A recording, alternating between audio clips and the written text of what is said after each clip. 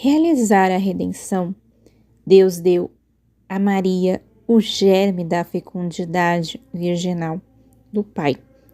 Com ele, devia concentrar nela todos os bens da redenção e o próprio Redentor. Mas esta graça devia ser desejada e duplicada por todo o povo do Antigo Testamento. Do mesmo modo, ele deve agir para realizar o reino do seu querer. 14 de abril de 1923. Estava pensando em tudo aquilo que o meu sempre amável Jesus vai me manifestando sobre a sua santíssima vontade, e muitas dúvidas e dificuldades se formavam em minha mente, que não creio ser necessário expor aqui. Então, movendo-se em meu interior e estreitando-me fortemente ao seu coração, ele me disse: Filha dileta da minha vontade, tu deves saber que quando quero realizar obras grandes, obras nas quais toda a família humana deve tomar parte, sempre que quiser, é meu costume concentrar em uma só criatura todos os bens, todas as graças que essa obra contém, a fim de que todos os outros, como numa fonte, possam aurir esse bem na medida em que desejarem. Quando faço obras individuais, dou bens limitados. Ao contrário, quando faço obras que devem servir ao bem geral, dou bens sem limites. Assim fiz na obra da redenção, para poder elevar uma criatura a conceber um homem e Deus. Tive de concentrar nela todos os bens possíveis e imagináveis. Tive de elevá-la tanto a ponto de colocar nela o germe da própria fecundidade paterna. E assim como o meu Pai Celeste me gerou, virgem, no seu seio com o germe virginal da sua fecundidade eterna, sem intervenção de mulher. E deste mesmo germe procedeu o Espírito Santo. Assim também, a minha Mamãe Celeste, com esse germe eterno, todo virginal, da fecundidade paterna, concedeu-me, em seu seio virginal, sem intervenção de homem. A Trindade Beatíssima teve de comunicar algo de si a esta divina Virgem, para que ela pudesse me conceber filho de Deus. Jamais a minha Santa Mãe poderia ter me concebido se ela tivesse este germe. Ora, como ela era da raça humana, esse germe da fecundidade eterna lhe deu a virtude de me conceber como homem. E como o germe era divino ao mesmo tempo, ela me concebeu como Deus. E assim, como ao gerar-me o Pai, ao mesmo tempo procedeu o Espírito Santo. Assim também, no mesmo instante em que fui gerado no seio de minha mamãe, procedeu a geração das almas. Portanto, tudo o que aconteceu ab eterno na Santíssima Trindade no céu se repetiu no seio de minha querida mamãe. A obra era grandíssima e incalculável para uma mente criada.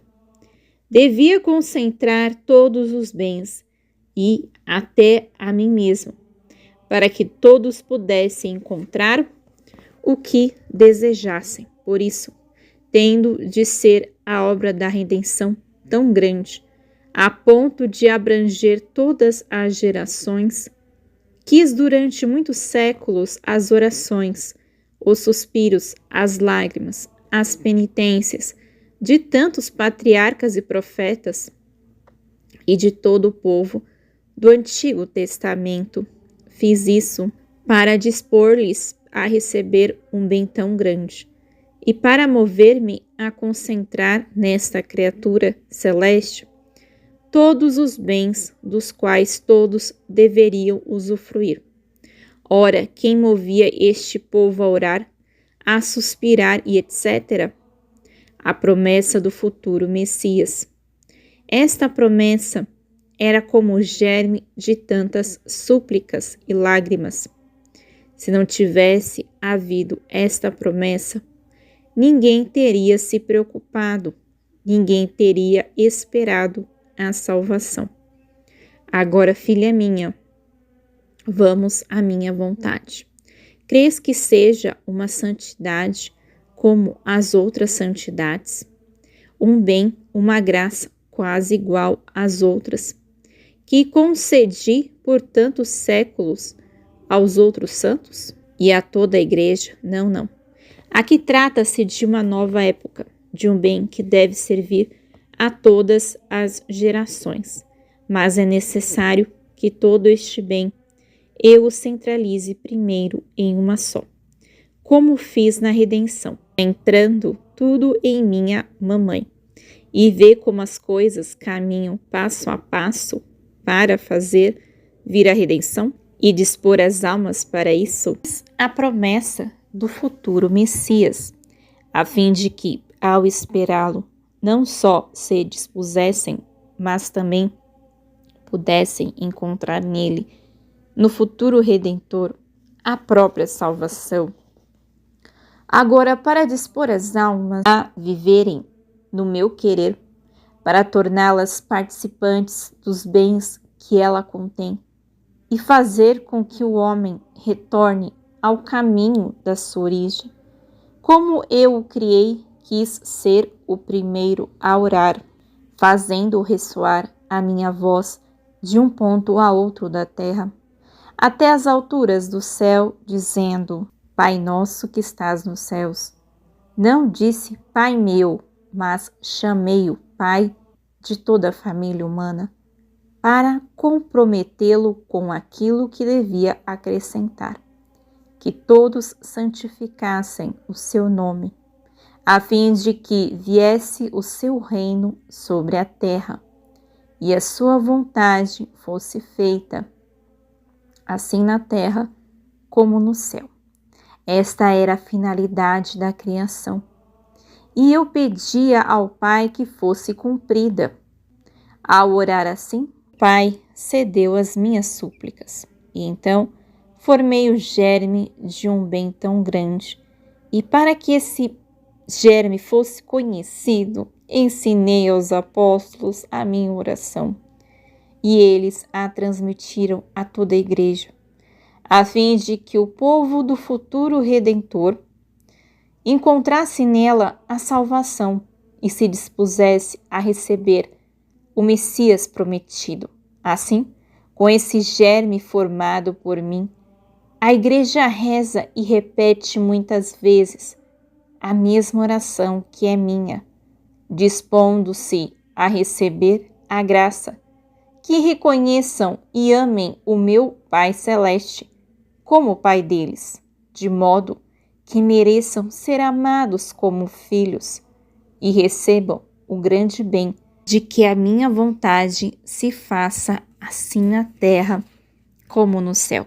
Os próprios santos, nesse germe e nessa esperança de que a minha vontade se faça assim na terra como no céu, formaram a sua santidade. O mártir derramou o seu sangue, e não há bem que não derive desse germe. Toda a igreja reza, e assim como as lágrimas, as penitências, as orações para obter o Messias eram dirigidas àquela excelsa Virgem, das quais ela deveria dispor para concentrar um bem tão grande, a fim de poder receber o seu Salvador.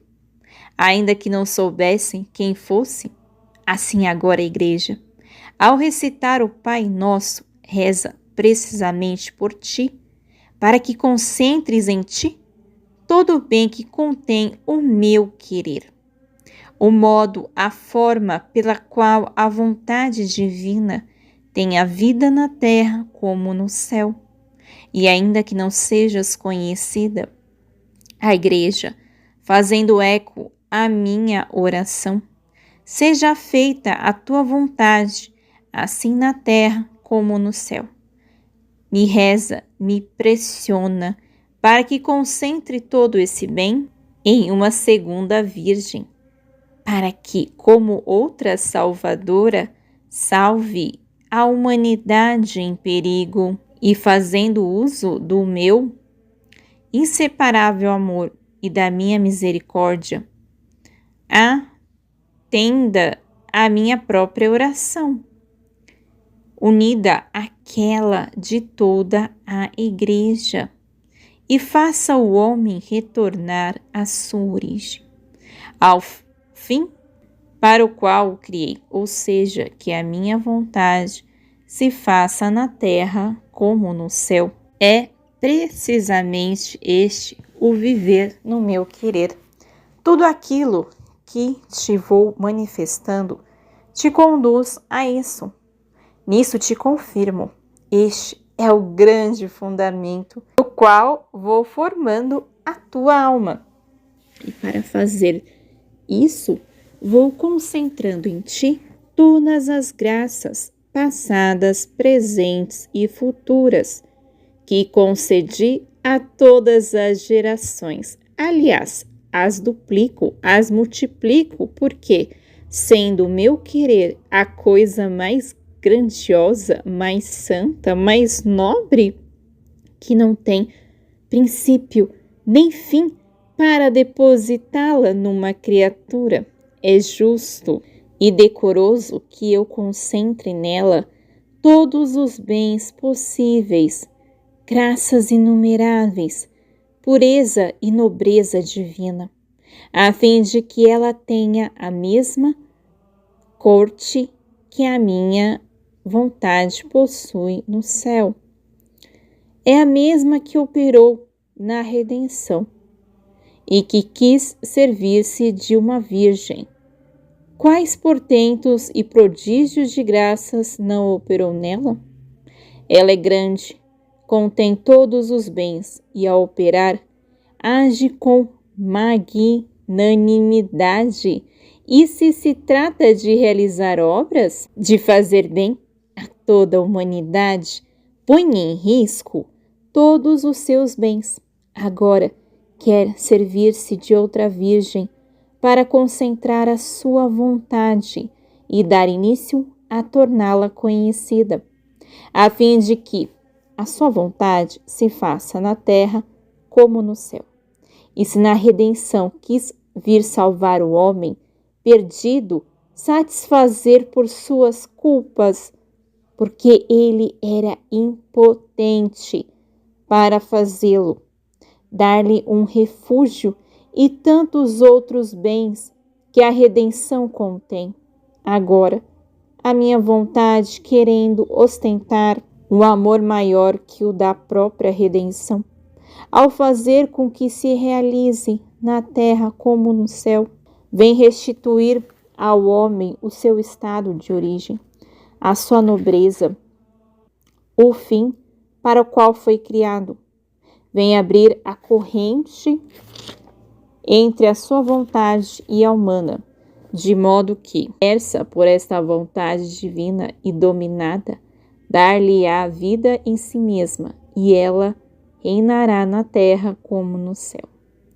Viver no divino querer será uma era nova, que superará os bens da redenção. Deus elege a quem quer. 2 virgens são designadas, a missão da Santíssima Virgem e a missão de Luísa. Deus realiza as obras maiores em almas virgens e desconhecidas. 20 de abril de 1923. Estava pensando no que foi escrito acima em minha pobre mente, nadava no mar da divina vontade, sentia como se estivesse afogada nela. Em muitas coisas faltam-me as palavras, em outras, como são tantas, não sei manter a ordem e parece-me que as coloco desconexas no papel, mas Jesus parece que me tolera.